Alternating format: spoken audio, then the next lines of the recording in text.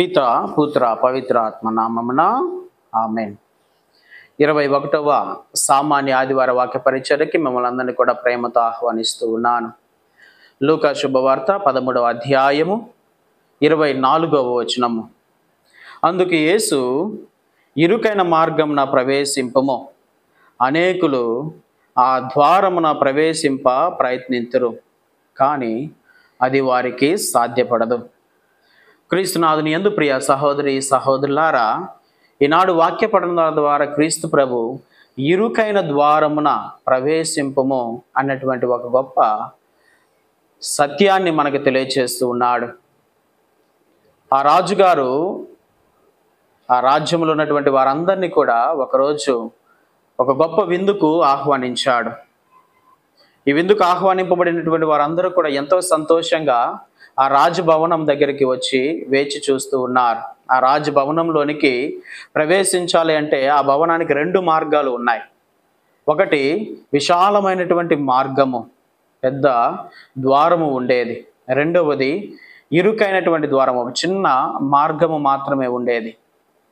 ఈ ఆహ్వానింపబడినటువంటి వారందరూ కూడా సంతోషంగా ఆనందంగా మొదట వచ్చిన వాళ్ళందరూ కూడా ఆ విశాలమైనటువంటి ద్వారం దగ్గర వచ్చి నిలబడ్డారు. ఆ పెద్ద ద్వారం దగ్గర ఒక క్యూ లైన్లో అందరూ కూడా ద్వారం దగ్గర నిలబడి వేచి చూస్తూ ఉన్నారు. ఈలోపు కొంతమంది చివరన వచ్చారు. ఎవరెవరైతే చివరన వచ్చారో వాళ్ళందరూ కూడా ఈ చిన్న ద్వారం దగ్గర వచ్చి నిలబడి వేచి చూస్తూ ఉన్నారు. వీళ్ళందరూ కూడా ఈ రకంగా ఎంతో ఆతృతతోటి ఎదురు చూస్తూ ఉన్నప్పుడు ఆ పెద్ద ద్వారం దగ్గర అనేక మంది గుంపులుగా చేరి ఉన్నారు, కానీ చిన్న ద్వారం దగ్గర మాత్రము కొద్ది మంది మాత్రమే ఉన్నారు. పెద్ద ద్వారం తెరవబడినట్లే అందరం కూడా వెంటనే లోపలికి ప్రవేశించవచ్చు అనేటువంటి ఆలోచనతోటి వాళ్ళందరూ కూడా నిలబడి ఈ చిన్న ద్వారం దగ్గర నిలబడినటువంటి వాళ్ళందరినీ కూడా హేళన చేస్తూ ఉన్నారు. వారిని చూసి నవ్వుతూ ఉన్నారు. ఆ ద్వారం దగ్గర మీరు ఎప్పటికీ లోపలికి వెళ్ళాలి, ఎప్పుడు మీరు ఆ విందులో పాల్గొనాలి అని చెప్పేసి ఆ చిన్న ద్వారం దగ్గర నిలబడిన వాళ్ళందరినీ కూడా హేళన చేస్తూ ఉన్నారు. కానీ అనుకోని రీతిగా చిన్న ద్వారం ముందుగా తెరవబడింది. ఆ చిన్న ద్వారము తెరవబడిన వెంటనే ఈ చిన్న ద్వారం దగ్గర నిలబడిన వాళ్ళందరూ కూడా అతి కష్టం మీద అందరూ కూడా లోపలికి ప్రవేశించారు, ఆ విందులో పాల్గొన్నారు. కొద్దిసేపటికి ఆ చిన్న ద్వారం కూడా మూయబడింది. ఈ పెద్ద విశాలవంతమైనటువంటి ద్వారం దగ్గర నిలబడిన వాళ్ళందరూ కూడా దుఃఖంలో నిండిపోయారు. అయ్యో, ఈ పెద్ద ద్వారం దగ్గర నిలబడి తప్పు చేశామే అని చెప్పేసి వాళ్ళందరూ కూడా తమలో తాము వాపోతూ ఉన్నారు. కానీ అప్పటికే ఆ చిన్న ద్వారము కూడా మూసివేయబడింది. అవును ప్రియ దేవుని బిడ్డలారా, మన జీవితంలో ప్రయత్నం అనేది లేకుండా, కష్టము అనేది లేకుండా ప్రతినిత్యము కూడా మన జీవితంలో మనం సమస్తము కూడా పొందుకోవాలి, సమస్తాన్ని కూడా ఆనందించాలి అన్నటువంటి అనేకమైనటువంటి ప్రయత్నాలు మన జీవితంలో చేస్తూ ఉంటాం. కానీ ఈనాడు ప్రభు పలికినటువంటి ఈ యొక్క వాక్యము మన యొక్క ఆలోచనలన్నిటికీ కూడా అతీతముగా ఉంటూ ఉన్నది. విశాలవంతమైనటువంటి మార్గం గుండా ప్రయాణించేసే వాళ్ళు కాదు, సులభతరంగా ముందుకు నడవాలి అని ప్రయత్నం చేసే వాళ్ళు కాదు పరలోక రాజ్యంలో ప్రవేశించేది. ఎవరైతే కష్టతరమైనప్పటికీ, కష్ట సాధ్యమైనప్పటికీ కూడా ఆ మార్గం గుండా ఎవరైతే ప్రయాణం చేయడానికి ప్రయత్నం చేస్తారో, ఈ ఇరుకైనటువంటి మార్గం గుండా ఎవరైతే ప్రయాణం చేస్తారో వారికే రక్షణ అనేటువంటి భాగ్యము లభిస్తుంది అనేటువంటి సత్యాన్ని చాలా క్లియర్గా ఈ ఉపమానం ద్వారా మనకు తెలియజేస్తూ ఉన్నాడు ప్రియ దేవుని బిడ్డలారా. మరి ఈ చిన్నపాటి కథలో మనకు అర్థమవుతున్నటువంటి సత్యము, నిజమైనటువంటి అతిథులు ప్రయత్నం చేసిన వారే, కష్టమైన దారిన నడవడానికి సిద్ధమైన వారే ప్రభుని నిజంగా గౌరవించేవాళ్ళు. ఈరోజు అనేక మంది నేను క్రైస్తవుడిగా జీవిస్తున్నాను, నేను క్రీస్తుకు చెందినటువంటి బిడ్డను అని చెప్పేసి గొప్పలు చెప్పుకుంటూ ఉన్నారు. కానీ క్రీస్తుని అనుసరించడం అంటే ఏదో ఆదివారం రోజున దేవాలయంకి వెళ్ళడం కాదు, ఏదో ప్రార్థన ఉన్నటువంటి పండుగ ఉన్నటువంటి రోజున చర్చికి వచ్చి ప్రార్థన చేయడం కాదు, ఏదో ఆర్భాటాలకు పోయేటటువంటి ఖరీదైనటువంటి వస్త్రాలు ధరించి దేవాలయానికి రావడం కాదు, ఏదో ప్రతి ఆదివారం పరిశుద్ధ గ్రంథాన్ని పట్టుకొని దేవాలయానికి రావడం కాదు. వీటన్నిటికన్నిటి కూడా అతీతమైనది దేవుని యొక్క మార్గము, ప్రభు బోధించినటువంటి మార్గము, ప్రభు మనకు చూపించినటువంటి మార్గము చాలా కష్టతరమైనటువంటి మార్గము, సులువైనటువంటిది కాదు.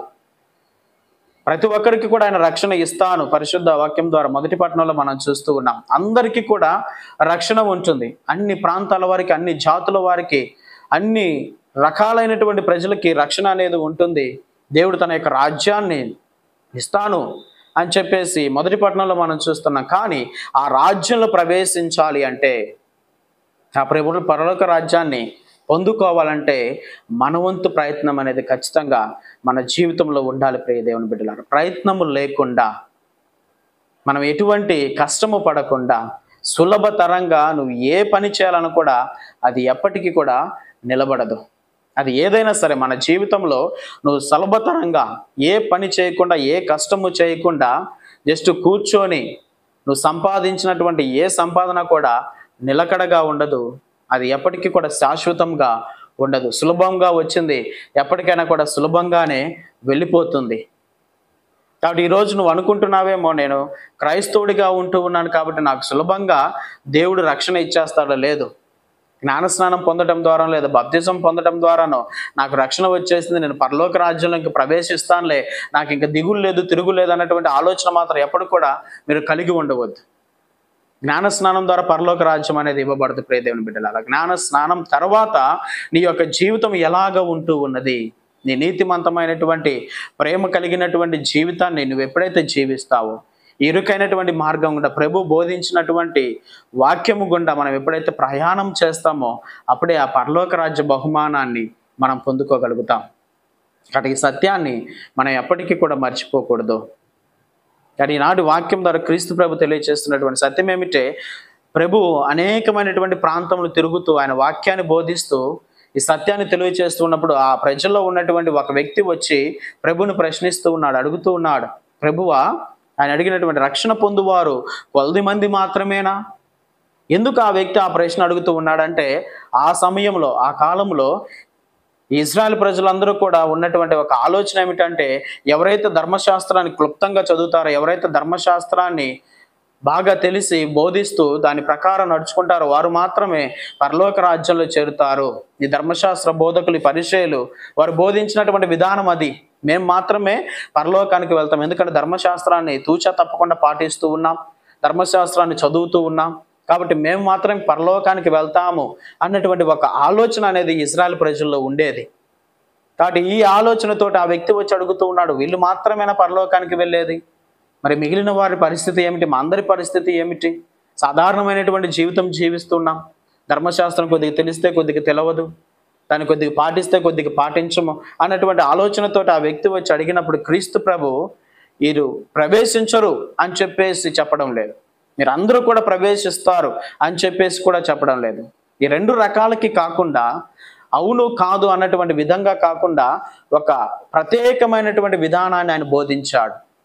ఎవరు పరలోక రాజ్యంలో ప్రవేశిస్తారంటే, ఎవరైతే ఇరుకైనటువంటి మార్గం గుండా ప్రయాణం చేస్తారో, ఇరుకైనటువంటి ద్వారం గుండా ప్రయాణం చేస్తారో, ప్రయత్నం చేస్తారో వాళ్ళు ప్రభుని యొక్క రాజ్యంలోనికి ప్రవేశిస్తారు అన్నటువంటి విషయాన్ని క్లుప్తంగా తెలియచేశాడు. ఆ వ్యక్తికి అర్థమయ్యేటువంటి రీతిగా తెలియచేస్తాడు. ఎందుకంటే ఆ కాలంలో యెరూషలేము ఈ ప్రాంతం చుట్టూ కూడా గోడ కట్టబడింది.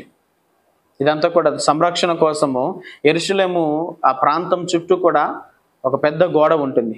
ఆ గోడకి చుట్టుపక్కల ఉన్నటువంటి వారందరూ కూడా ప్రవేశించడానికి 12 ద్వారాలు ఉంటాయి. విశాలమైనటువంటి ద్వారాలు 12 ఉంటాయి. ఇవన్నీ కూడా పగులు తెరవబడి ఉంటాయి. రాత్రి కాలంలో సంరక్షణ కోసము ఈ ద్వారాలన్నీ కూడా మూయబడతాయి. ఎప్పుడైతే ఈ ద్వారాలను మూసివేస్తారో ఒక చిన్నపాటి ద్వారాలు ఉంటాయి, అవి ఇరుకైనటువంటి ద్వారం.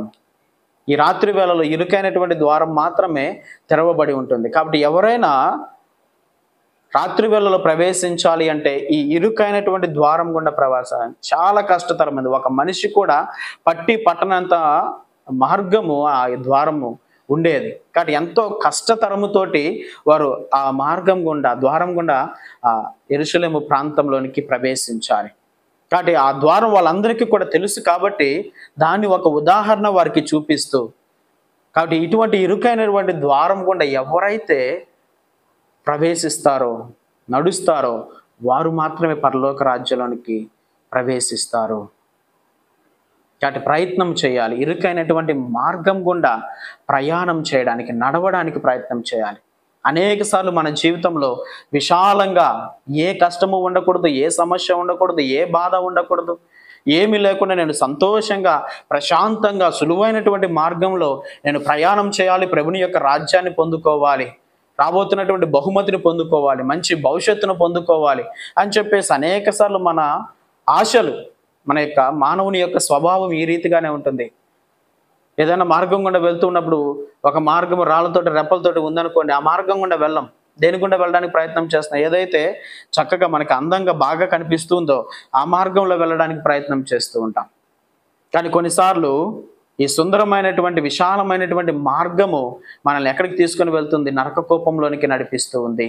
అన్ని అనుభవించాలి, అన్ని ఆనందాలు పొందుకోవాలి, అంతా సంతోషంగా ఉండాలి.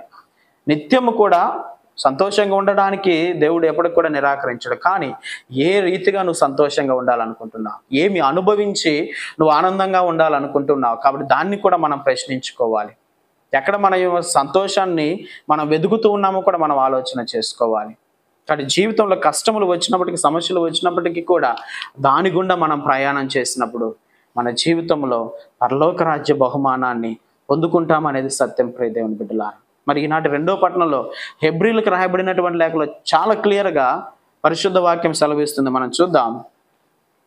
హెబ్రీలకు రాయబడిన లేఖ 12వ అధ్యాయం 5వ వచనంలో, పుత్రులుగా మీకు ఆయన చెప్పిన ఈ ప్రోత్సాహకరముగా మాటలను మరచితిరా, కుమారుడు ప్రభు నిన్ను శిక్షించినప్పుడు శ్రద్ధ వహింపుము, ఆయన నిన్ను మందలించినప్పుడు నీవు నిరుత్సాహపడకము.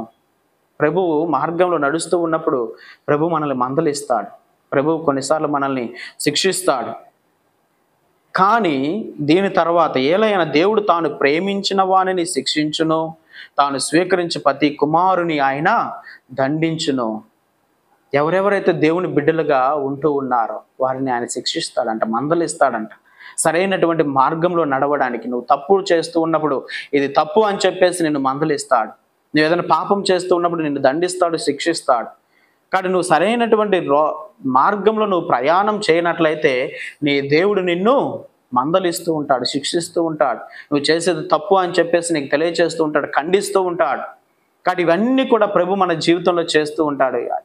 ఎందుకంటే సాధారణంగా మనం ప్రాక్టికల్గా కూడా చూసుకున్నట్లయితే వాక్యం సెలవిస్తుంది, మీరు పొందు బాధలన్నిటినీ తండ్రి విధించిన శిక్షగా సహింపుడు.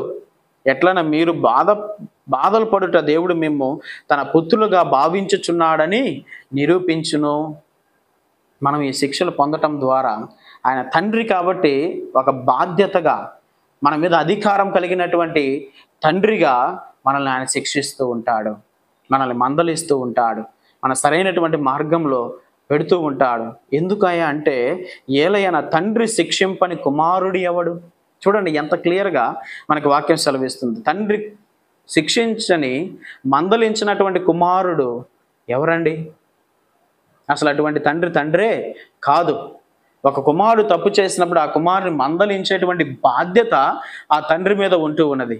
వాడు చేసినటువంటి తప్పిదానికి తండ్రి శిక్షించాలి, ఒక దెబ్బ కొట్టాలి, అతన్ని గదమించాలి, మందలించాలి, ఖండించాలి. నువ్వు చేస్తుంది తప్పు, ఇది కాదు నువ్వు చేయాల్సింది అనేటువంటి మందలింపు ప్రతి తండ్రి కూడా తన యొక్క కుమారునికి ఇస్తాడు. ఆ రీతిగా నీ కుమారును మందలించడం లేదంటే, తాను చేస్తున్నటువంటి తప్పును నువ్వు తప్పుగా చూపించడం లేదంటే అది నిజమైనటువంటి తండ్రే కాదు.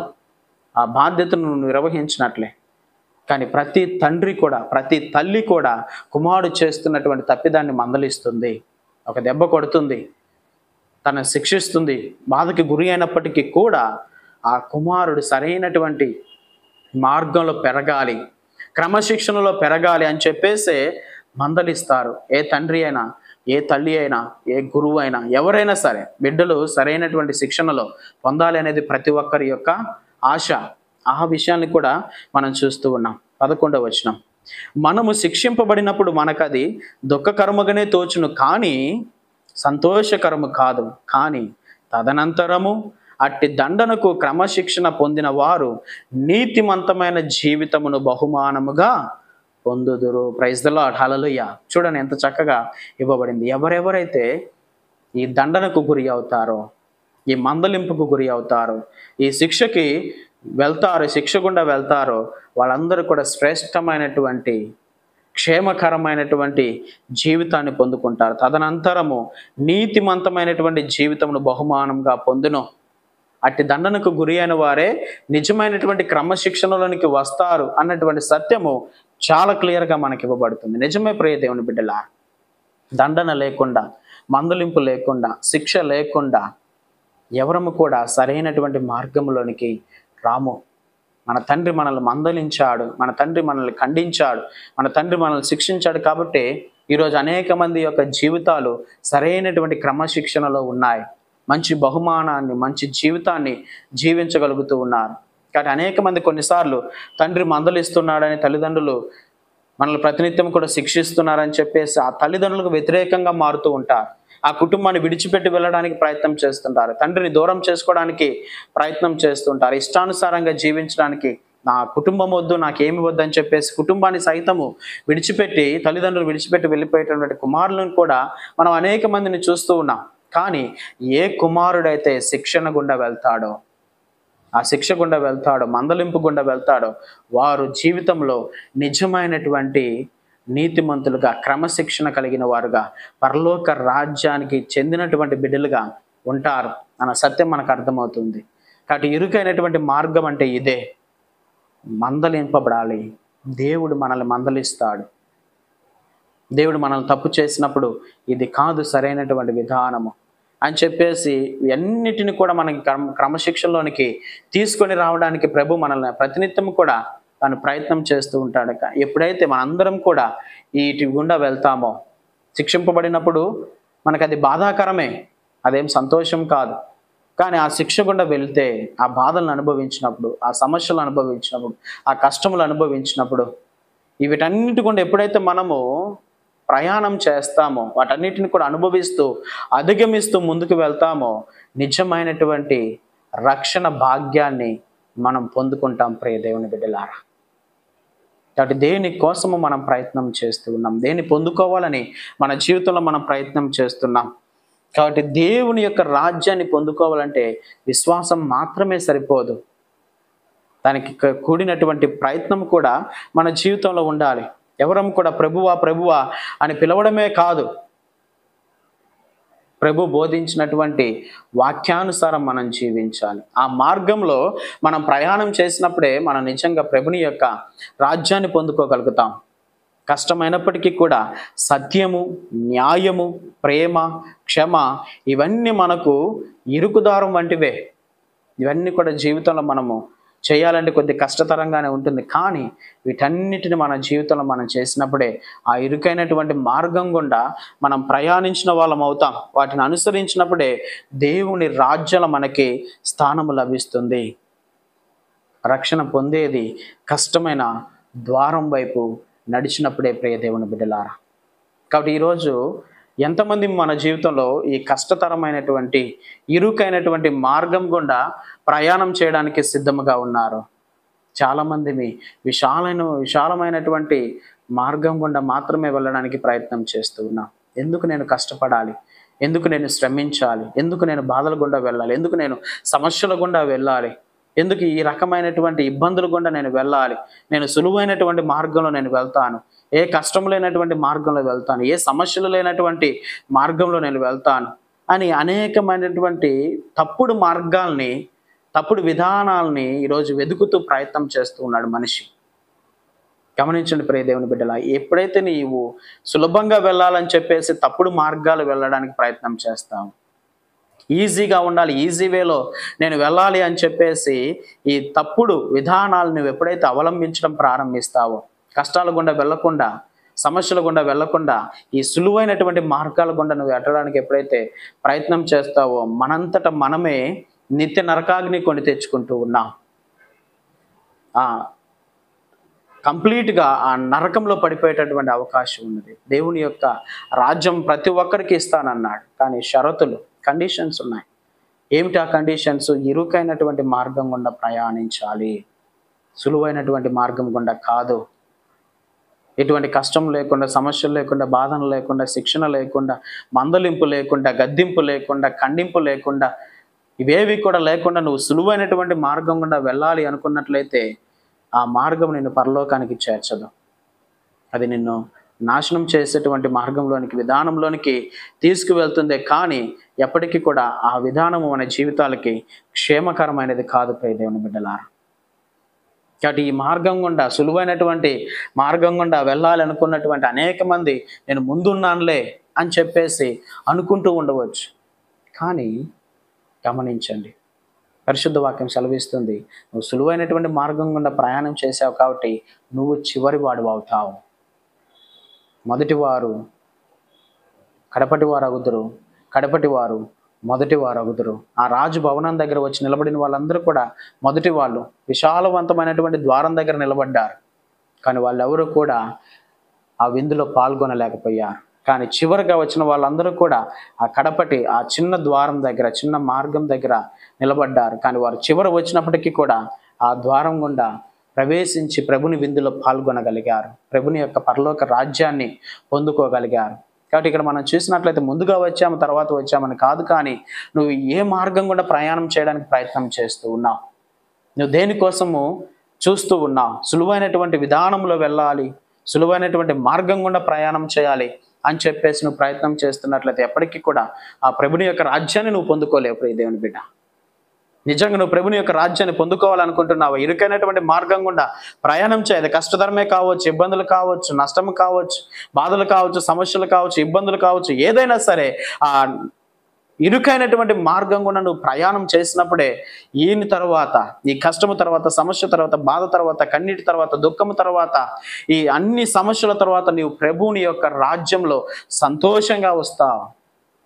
కన్నీరు ఉండదు, దుఃఖము ఉండదు, బాధలు ఉండవు, సమస్యలు ఉండవు, కుటుంబ కలహాలు ఉండవు, ఏమీ లేనటువంటి ఒక రాజ్యంలోనికి నిన్ను ప్రభు ఆహ్వానిస్తాడు. ఆ రాజ్యంలో నిత్యము కూడా సంతోషము, ఆనందము, ప్రభుని ముఖాముఖి దర్శిస్తూ ఆయన్ని ఆరాధించుకునేటువంటి ఒక గొప్ప భాగ్యాన్ని ప్రభు మనకి ప్రసాదిస్తానంటూ ఉన్నాడు ప్రియ దేవుని బిడ్డ. మరి దేనికోసము ఈరోజు మనందరం కూడా ప్రయత్నం చేస్తున్నాం, ఆత్మపరిశీలన చేసుకోవాలి.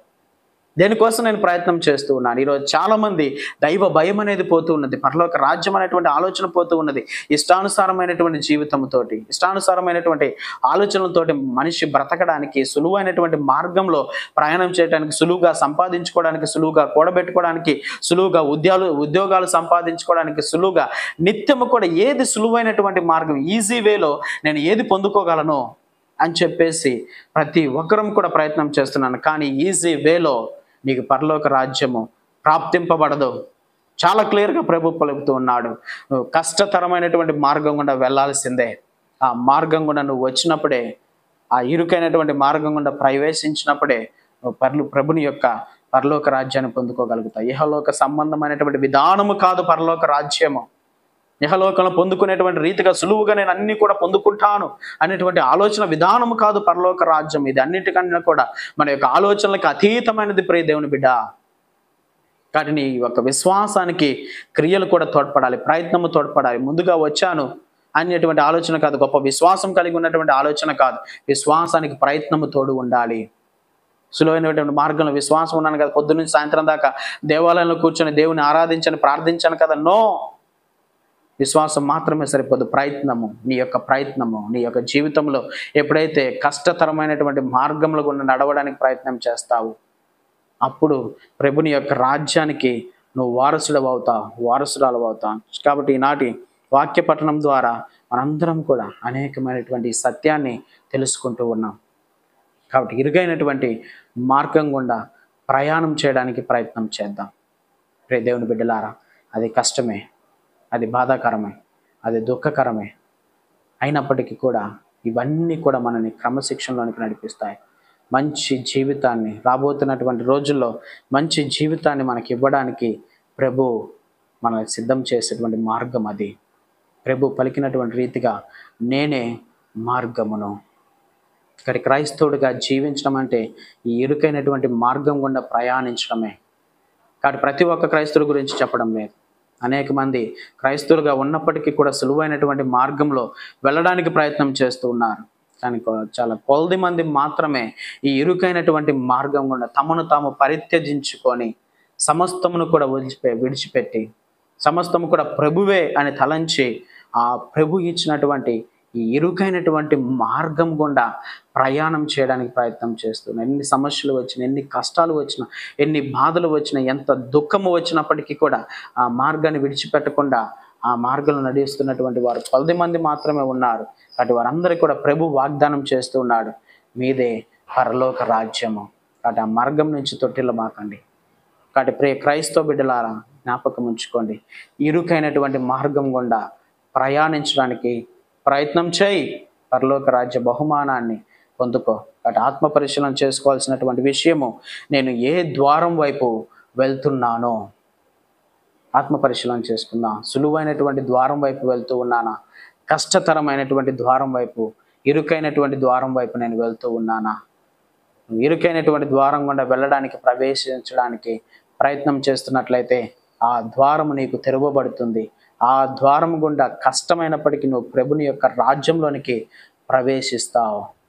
కాబట్టి సులువైనటువంటి ద్వారం గుండా వెళ్ళేవారు నిత్య నరకాగ్నిలోనికి వెళ్ళిపోతారు. అది పరిశుద్ధ సమయంలో ప్రతి ఒక్కరం కూడా కళ్ళు మూసుకొని ప్రార్థన చేద్దాం. పరిశుద్ధుడవు పరమ పవిత్రుడైన దేవ పరలోక తండ్రి, విశాల మార్గము, ఇరుకైన మార్గము అని ఈ 2 మార్గాల గురించి ప్రభువా ఈనాడు మాకు సత్యాన్ని తెలియజేసినందుకు మీకు స్తోత్రములు. నిజమే ప్రభువా, అనేక సార్లు నేను కూడా విశాలమైనటువంటి సులువైనటువంటి మార్గం గుండా ప్రయాణం చేసి పరలోక రాజ్యాన్ని పొందుకోవచ్చులే అన్నటువంటి ప్రయత్నాలు చేశాను ప్రభువా. నన్ను క్షమించయ్యా. ఇది కాదు సరైనటువంటి మార్గం, ఇది కాదు నిజమైనటువంటి మార్గం. నువ్వు పరలోక రాజ్యంలో ప్రవేశించాలి అంటే ఇరుకైనటువంటి మార్గం గుండా ప్రయాణించు, దీని ద్వారానే పరలోక రాజ్యాన్ని నువ్వు పొందుకోగలుగుతావు అన్న సత్యాన్ని ప్రభు ఈరోజు వాక్యం ద్వారా బాగా స్పష్టంగా మాకు తెలియజేసినందుకు మీకు స్తోత్రాలు ప్రభా.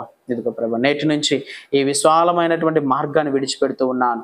ఇరుకైనటువంటి మార్గం గుండా ప్రయాణం చేయడానికి ప్రయత్నం చేస్తాను ప్రభువా.